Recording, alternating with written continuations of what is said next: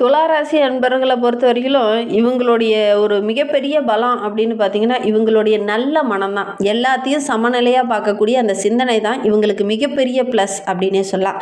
ஏன்னா துளாராசி அன்பர்களை போல் பொறுப்பானவங்க யாருமே இல்லை. பொறுமையாக ஒவ்வொரு விஷயத்துக்காகவும் காத்துக்கிட்டு இருப்பாங்க. ரொம்ப நிதானமாக தான் ஒவ்வொரு விஷயத்தையும் செயல்படுவாங்க. ஆனால் அந்த நிதானத்துக்குள்ளே ஒரு நிலைத்தன்மை இருக்கும். கொஞ்சம் கொஞ்சமாக முன்னேறினாலும் பின்னோக்கி நகராமல் முன்னுக்கு போகக்கூடிய ஒரு நபர்கள் தான் இந்த துளாராசி அன்பர்கள்.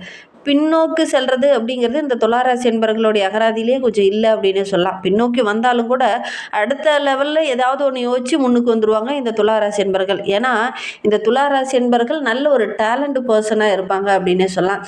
பின்னாடி போகிறது இவங்களுக்கு பிடிக்காது. தோல்வியே வந்தாலும் கூட மனம் உடையாமல் முன்னுக்கு வரக்கூடியவங்க தான் இந்த துளாராசி என்பர்கள்.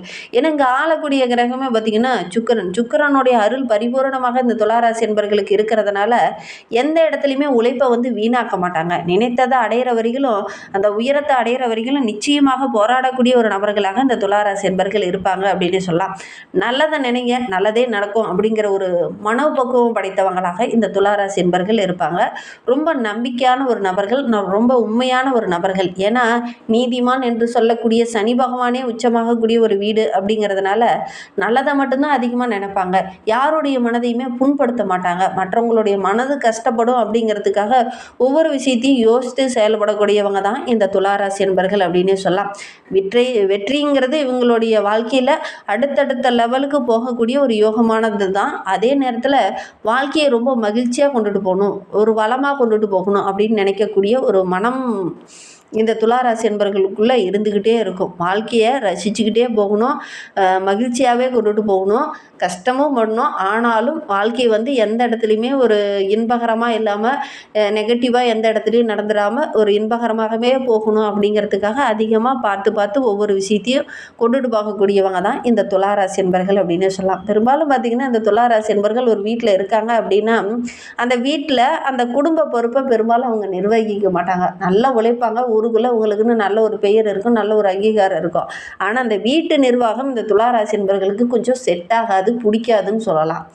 பெரும்பாலும் நீங்களே கூட உங்களுடைய வீட்டில் பார்த்திங்கன்னா உங்களுடைய ஹஸ்பண்ட் ஒரு துளாராசி என்பராக இருந்தால் உங்ககிட்ட அந்த பொறுப்பை ஒப்படைச்சிட்டு அவர் ஜாலியாக இருப்பார். அதே உங்களுடைய மனைவி ஒரு துளாராசி என்பராக இருந்தது அப்படின்னா பெரும்பாலும் கணவர்கிட்ட அந்த பொறுப்பை ஒப்படைச்சிட்டு அவங்க நல்லா ஒரு நிம்மதியாக அதை பற்றி யோசிக்காமல் ஒரு ரிலாக்ஸாக இருப்பாங்க. ஏன்னா இந்த குடும்ப பொறுப்பு கொண்டுட்டு போகிறது அப்படிங்கிறது கொஞ்சம் நம்மளுடைய துளாராசி என்பர்களுக்கு செட் ஆகாது அப்படின்னு சொல்லலாம். பெரும்பாலும் இப்படி ஒப்படைக்கிறது இந்த துளாராசி என்பர்களுக்கு நல்லது அப்படின்னு சொல்லலாம். அதே ஊருக்குள்ளே பார்த்திங்கன்னா இவங்கள தான் கூப்பிடுவாங்க. ஏதாவது சண்டை நடக்குது, ஒரு பிரச்சனை நடக்குது, வாப்பா நீ தான் கரெக்டாக பேசுவ, வா நீ சமரசம் பண்ணு அப்படிங்கிற மாதிரி கூப்பிடுவாங்க. அந்த மாதிரி பேசக்கூடிய ஒரு நபர்கள் தான் இந்த துளாராசி என்பர்கள் அப்படின்னே சொல்லலாம்.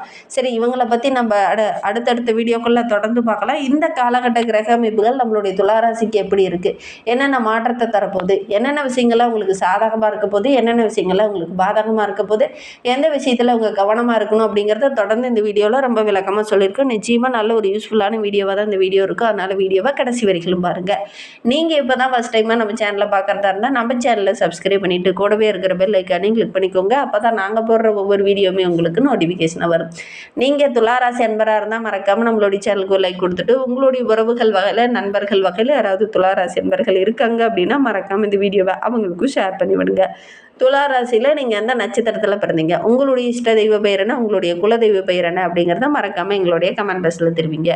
உங்களுக்கு ஜோதிட ரீதியாக ஏதாவது சந்தேகம் இருக்குது, ஜோதிடர்கிட்ட ஏதாவது ஆலோசனை வேணும், உங்களுடைய ஜனன ஜாதகத்தை பார்க்கணும் அப்படின்னா டிஸ்கிரிப்ஷனில் ஜோதிடரோட வாட்ஸ்அப் நம்பர் கொடுக்கப்பட்டிருக்கு. அந்த நம்பருக்கு கால் பண்ணி முன்பதிவு செஞ்சுக்கோங்க. உங்களுடைய சந்தேகங்களுக்கு நல்ல ஒரு தீர்வு கிடைக்கும்.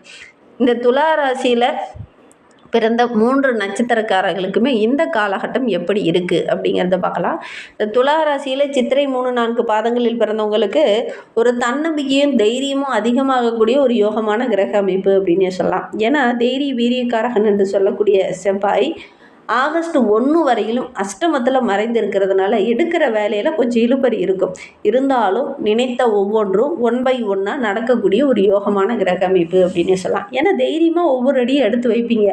வேகம் எல்லா இடத்துலையும் இருக்கும், ஆனால் அந்த வேகம் மற்றவங்களுக்கு தெரியாது, மெதுவாக நகர்ற மாதிரி இருக்கும். ஆனாலும் நல்ல ஒரு முன்னேற்றத்தை எதிர்பார்க்கலாம் அப்படின்னு சொல்லலாம்.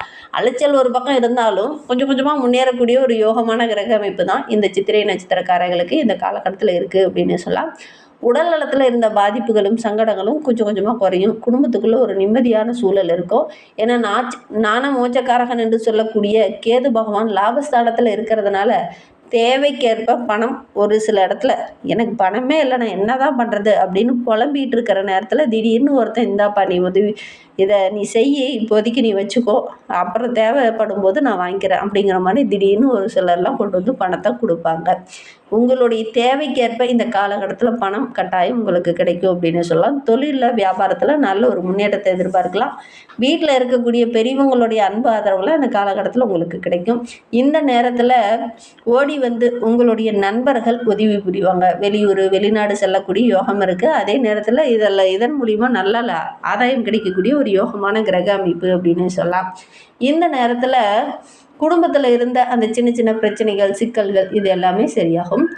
ஆகஸ்ட் 9 வரை குரு நேர்கதியில் இருக்கிறதுனால அவருடைய பார்வை நேரடியாக உங்களுடைய ராசியில் படும்போது உங்களுடைய ஆரோக்கிய விஷயத்தில் மட்டும் நீங்கள் கொஞ்சம் கவனமாக இருந்துக்கோங்க. திடீர்னு ஏதாவது கால் வலி அல்லது பல்வலி எலும்பு சம்பந்தமான ப்ராப்ளம் வரதுக்கான ஒரு சூழல் இருக்குது. உங்களுடைய எதிர்பார்ப்புகள் இந்த காலகட்டத்தில் கரெக்டான டைமில் நிறைவேறாமல் கொஞ்சம் ஸ்லோவாக நிறைவேறதுக்கான ஒரு சூழ்நிலை இருக்குது அப்படின்னு சொல்லலாம். உத்தியோகத்தில் இருக்கிறவங்களுக்கு இந்த வேலை செய்கிற இடத்துல ஏதாவது ஒரு பிரச்சனை, ஒரு வாக்குவாதம், ஒரு சண்டை சச்சரவு இதெல்லாம் இருக்கிறதுக்கான சூழ்நிலை இருக்குது. விவசாயிகளுக்கு இந்த காலகட்டத்தில் விளைச்சல் ஓரளவுக்கு அமோகமாக இருக்குது. மாணவர்களை பொறுத்த வரைக்கும் மாத முற்பகுதியில் ஒரு சில இடைஞ்சல்கள் இருக்குது. பிற்பகுதி ஓரளவுக்கு சிறப்பாக இருக்குது. சக மாணவர்களுடைய அன்பு ஆதரவு இருக்கிறதுனால நல்ல ஒரு முன்னேற்றத்தை எதிர்பார்க்கலாம். இது ஆடி மாதம் அப்படிங்கிறதுனால இந்த சித்திரை நட்சத்திரக்காரங்க ராஜராஜேஸ்வரியை வழிபட்டுடுவாங்க. எல்லா விதத்துலேயுமே உங்களுக்கு நன்மை கிடைக்கும். உங்களுக்கு சந்திராஷ்டமம் அப்படின்னா ஆகஸ்ட் 7ஆம் தேதி உங்களுக்கு சந்திராஷ்டமம். அன்றைய தினம் ரொம்ப கவனமாக இருந்துக்கோங்க. சுவாதி நட்சத்திரத்தில் பிறந்தவங்களுக்கு வருகின்ற நாட்கள் அப்படிங்கிறது ரொம்ப சிறப்பாக இருக்குது. உங்களுடைய லட்சியம் நிறைவேறக்கூடிய ஒரு யோகமான கிரக அமைப்பு அப்படின்னு சொல்லலாம். ஏன்னா யோகக்காரகன் ராகு பூர்வ புண்ணிய ஸ்தானத்தில் இருக்கிறதுனால பிள்ளைங்க வழியில் இருந்த அந்த பிரச்சனை, பிள்ளைங்களால் இருந்த அந்த இடர்பாடுகள் எல்லாமே சரியாகும். திருமணம் போன்ற சுபகாரியங்கள் கூடி வரக்கூடிய ஒரு அருமையான கிரக அமைப்பு இந்த சுவாதி நட்சத்திரக்காரர்களுக்கு அப்படின்னே சொல்லலாம். பூர்வீக சொத்து சம்பந்தமான பிரச்சனையெல்லாம் ஒரு முடிவுக்கு வரும். உறவுகளால் இருந்த அந்த இன்னல்கள், உறவுகளால் இருந்த பிரச்சனை இது எல்லாமே ஒரு முடிவுக்கு வரக்கூடிய ஒரு யோகமான கிரக அமைப்பு இந்த சுவாதி நட்சத்திரக்காரர்களுக்கு அப்படின்னு சொல்லலாம். லாபஸ்தானாதிபதி என்று சொல்லக்கூடிய சூரியன் ஜீவஸ்தானத்தில் இருக்கிறதுனால உத்தியோகத்தில் ஒரு சில நெருக்கடிகள், ஒரு சில பணியாளர்களால் இருந்த நெருக்கடிகள் எல்லாமே கொஞ்சம் சரியாகும். மேல் அதிகாரிகளோட அன்பு ஆதரவு கிடைக்கும். ஒரு சிலருக்கு எதிர்பாராமல் திடீர்னு இடமாற்றமோ பதவி உயர்வோ சம்பள உயர்வோ இதெல்லாம் கிடைக்கக்கூடிய ஒரு யோகமான கிரக அமைப்பு அப்படின்னு சொல்லலாம். புதுசாக எந்த ஒரு தொழிலுமே இந்த காலகட்டத்தில் தொடங்க வேண்டாம். மற்றபடி ஓரளவுக்கு சிறப்பாக இருக்குது அப்படின்னு சொல்லலாம். இருக்கிற வேலையில் நல்ல ஒரு முன்னேற்றத்தை எதிர்பார்க்கலாம். வேலைக்காக முயற்சி பண்ணுறவங்களுக்கு நல்ல ஒரு தகுதிக்கேற்ற நல்ல ஒரு வேலை கிடைக்கக்கூடிய யோகமான கிரக அமைப்பு. தொழிலில் வியாபாரத்தில் நல்ல ஒரு முன்னேற்றத்தை எதிர்பார்க்கலாம். அரசியல்வாதிகளுக்கு இந்த காலகட்டம் ரொம்ப சிறப்பாக இருக்குது. ஒரு சிலருக்குலாம் இருக்கிற இடத்துல சின்ன சின்ன இடைஞ்சல்களை சந்திக்க வேண்டிய ஒரு சூழல் இருக்குது. குறிப்பாக அக்கம் பக்க உறவுகளால் ஏதாவது ஒரு இடைஞ்சல் வர்றதுக்கான ஒரு சூழல் இருக்குது. இந்த காலகட்டத்தில் கொஞ்சம் கவனமாக செயல்படுறது நல்லது அப்படின்னு சொல்லலாம். வெளியூர் வெளிநாடுலாம் போகலான்னு முயற்சி பண்ணிக்கூடிய சுவாதி நட்சத்திரக்காரங்க எதற்கும் உங்களுடைய ஜனன ஜாதகத்தை ஒரு முறை பார்த்துக்கோங்க. தசாபுத்தி கரெக்டாக இருந்ததுன்னா அதற்கான சாத்தியக்கூறு அதிகம் அப்படின்னு சொல்லலாம். இந்த பொது கிரகம் இப்போ வைத்து பார்க்கும்போது வெளியூர் வெளிநாடு சொல்கிறதுக்கான சாத்தியக்கூறு கொஞ்சம் குறைவு அப்படின்னே சொல்லலாம். ஏன்னா குரு பகவான் 10ஆம் இடத்துல இருக்கிறதுனால இதெல்லாம் கொஞ்சம் குறைவு அப்படின்னே சொல்லலாம். அதோட கூட ருண ரோக சத்ருஸ்தானத்தில் சஞ்சரிக்கக்கூடிய யோகக்காரகன் சனி பகவான் வக்கரகம் இருக்கிறதுனால வேலையில் கொஞ்சம் நிதானம் இருக்கணும். முடிவெடுக்கும் போது டக்கு டக்குன்னு முடிவெடுக்கக்கூடாது. கொஞ்சம் பொறுமையாக இருக்கணும். ஆரோக்கிய விஷயத்தில் கூட கொஞ்சம் கவனமாக இருந்துக்கிறது இந்த சுவாதி நட்சத்திரக்காரர்களுக்கு நல்லது அப்படின்னு சொல்லலாம். மாணவர்களை பொறுத்தவரைக்கும் நல்ல ஒரு முன்னேற்றத்தை எதிர்பார்க்கலாம். ஒரு முறைக்கு 2 முறை பாடங்களை படிக்கிறது இன்னும் நல்லது. உங்களுக்கு சந்திராஷ்டமம் அப்படின்னு எடுத்துக்கிட்டிங்கன்னா ஆகஸ்ட் 7 8ஆம் தேதியெல்லாம் உங்களுக்கு சந்திராஷ்டமம். அன்றைய தினம் ரொம்ப கவனமாக இருந்துக்கோங்க. இன்னும் வாழ்க்கை ரொம்ப சிறப்பாக இருக்கணும் அப்படின்னு நினைக்கக்கூடிய சுவாதி நட்சத்திரக்காரங்க தில்லை காளிகாம்பால வழிபட்டுடுவாங்க. உங்களுக்கு இருக்கக்கூடிய சங்கடங்கள் எல்லாமே படிப்படியாக குறையும். நம்பிக்கையோடு அதை செய்யுங்க. விசாகம் 1 2 3 பாதங்களில் பிறந்தவங்களுக்கு வருகின்ற நாட்கள் எப்படி இருக்குது அப்படிங்கிறத பார்க்கலாம். இந்த காலகட்ட கிரக அமைப்பை வைத்து பார்க்கும்போது தன புத்திகாரகன் என்று சொல்லக்கூடிய குரு பகவான் ஆகஸ்ட் 9 வரை அஸ்தமனம் அடைந்திருக்கிறதுனால வேலையில் கொஞ்சம் நெருக்கடிகள் இருக்கும். சின்ன பிரச்சனைகள் வரும். உடன் பிறந்தவங்களுடைய அன்பு ஆதரவு கூட இந்த காலகட்டத்தில் கொஞ்சம் குறையிறதுக்கான சூழ்நிலை இருக்குது. வியாபாரம் தொழிலில் ஒரு சில இடர்பாடுகள் எதிரிகளுடைய தொல்லை கொஞ்சம் அதிகமாகிறதுக்கான சூழ்நிலை இருக்குது. அது வரைக்கும் கொஞ்சம் கவனமாக இருந்துக்கோங்க. அதுக்கப்புறம் ஓரளவுக்கு சிறப்பாக இருக்குது அப்படின்னு சொல்லலாம். புதிய முயற்சி எதுவுமே இந்த காலகட்டத்தில் வேண்டாம். ஆத்மகாரகன் சூரியன் இந்த மாதம் முழுவதுமே உங்களுக்கு சாதகமாக இருக்கிறார். எடுக்கிற வேலை எல்லாமே சக்ஸஸ் அமையும். நல்ல ஒரு முன்னேற்றத்தை எதிர்பார்க்கலாம். வருமானம் சிறப்பாக இருக்குது. உங்களுடைய ராசிநாதன் வக்கரகமாக இருக்கும்போது ஒரு சில இடைஞ்சல்கள் வரும். அதனால் கொஞ்சம் கவனமாக இருந்துக்கோங்க. மற்றபடி கணவன் மனைவிக்கிடையே நல்ல ஒரு ஒற்றுமை, குழந்தைகளுடைய ஆரோக்கிய விஷயத்தில் நல்ல ஒரு முன்னேற்றம். ஆகஸ்ட் 1 முதல்ல பார்த்திங்கன்னா பாக்கியாதிபதி புதன் கேத்திர பலம் பெற்று இருக்கிறதுனால வருமானத்தில் எந்த ஒரு இடையூறு இருக்காது. நல்ல ஒரு முன்னேற்றத்தை எதிர்பார்க்கலாம்.